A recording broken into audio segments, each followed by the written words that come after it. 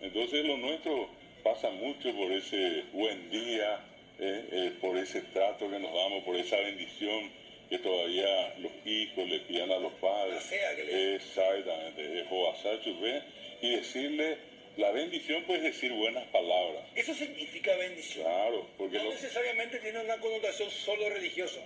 Mira, no hay nada más hermoso y nada más valorable que cuando alguien de la casa, y esa es la abuela, y esa es la abuela, papá, mamá, le dice al hijo que Dios te bendiga y que todo te salga bien. Eso es tiene una fuerza tremenda, que aquel que en algún momento estudia profundamente el valor de la palabra se da cuenta que la palabra tiene poder. Así como cuando lastimosamente algunos maldicen, ¿verdad? Y esas maldiciones pues no son... Qué lindo suena en guaraní, tosé por ambán, delante Entonces, por entender. Qué lindo. Y fíjate, en ese concepto, Salim, también hay algo muy importante. A veces se dan ciertos enojos en la familia, ¿verdad? A veces el hijo con el padre, con la madre con el hijo.